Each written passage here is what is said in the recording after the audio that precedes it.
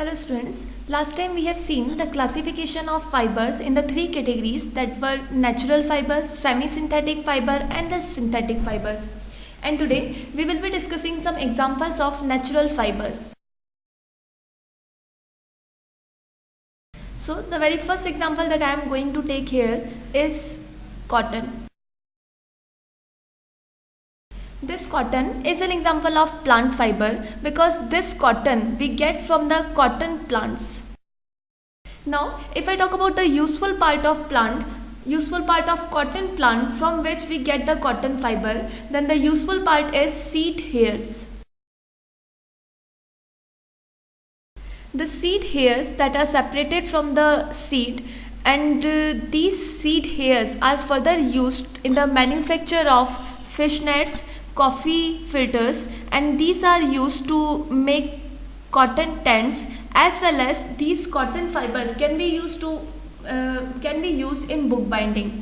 These are the uses other than the use of this cotton fiber in the textile industry. As we know that these cotton fibers are widely used in the textile industry to make those fibers, to make those fabrics that are comfortable to put on in the season of summer. Since if I talk about the composition of these cotton fibers,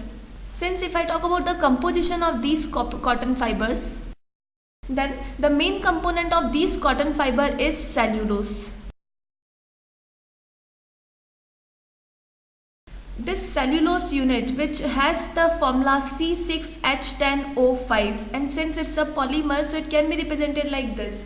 So this cellulose unit has the tendency to absorb the water. That is why when these cotton fibers are put on in the season of summer, they absorb the sweat released by the body, and that is why we feel comfortable, and these cotton fabrics, they do not stick to our body in the season of summer as the another synthetic fibers does. So that is why these cotton fibers are easy to put on in the season of summer, and as I said, that is why these cotton fiber are widely used in the textile industry. So that is the very first use of this cotton fiber. It is used in textile industry. As I said earlier, that other than the textile industry, it is also used to make fishing nets. This is also used to make coffee filters and in bookbinding. So that are the various uses of this cotton fiber.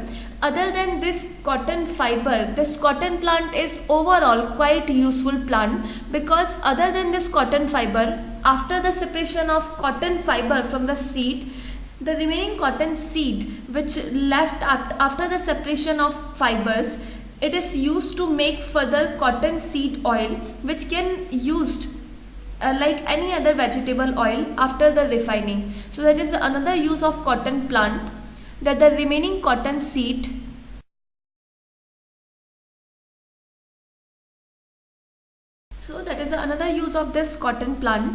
The remaining cotton seed meal, that is also known as khull, that is left after the separation of seed oil, is generally used to feed the livestock, that is the animal. So that is another use of this cotton plant.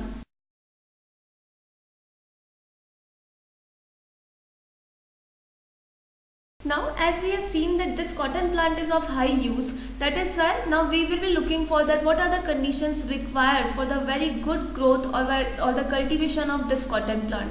So that's our next topic.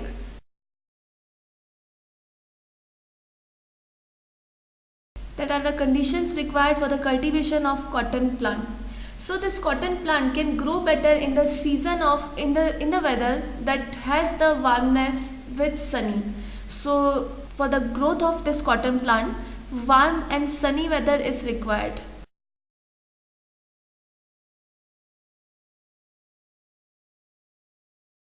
The temperature range for the good growth of this cotton plant should be between 21 degrees centigrade to 27 degrees centigrade.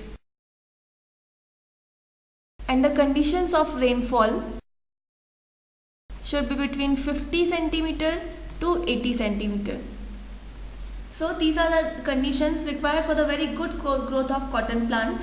and in this condition what the cotton plant we get that can be used to separate the cotton fibers, that are the example of natural fiber. Other than this, cotton plant is of high use, that the uses we have seen. So now we will move to the next natural fiber, and the next natural fiber that we will be looking for is jute. This jute is also an example of plant fiber. Since to separate these jute fibers or to get these jute fiber we use a jute plant. The part of the jute plant that is useful to get the fiber is the stem or the stalks of jute plant. So that is a useful part of this plant. Now when the harvesting of jute plant is done, the stalks are cut close to the ground in order to separate the jute fibers. Then these stalks are tied into bundles and these are further soaked into water for near about 20 days. This process makes the tissue softens and allow the fibers to be separated from the very tight stalk. What the fibers we get from here, they are further stripped from the stalks in a long strand and then further washed into clear and running water, and then they are moved to the textile industry for the making of various clothes. So now if I talk about the uses of this jute plant, so this jute plant is used to make the clothes for the wrapping bells of raw cotton. It is further used to make sacks and chorus cloth, and the jute fiber that we get from the jute plant, since these are having very high strength and quite strong these fibers are, that is why these jute fibers are used to make the curtains, ropes or the hessian clothes.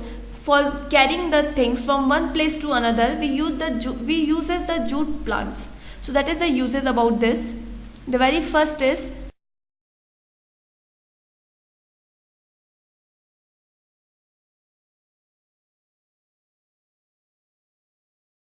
so that is about the uses of this jute plant. Now if I talk about the cultivation of this jute plant, the condition that is required for the cultivation of jute plant, then this jute plant can grow better in the warm and humid climate.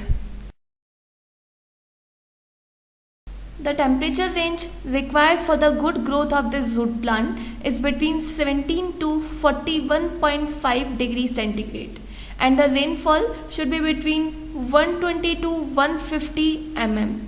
So that is the condition required for the cultivation of this jute plant. Now if I talk about the composition of this jute plant, so as I said initially that this jute plant has very high strength, and this is due to the presence of cellulose and lignin as the main component of this jute fiber.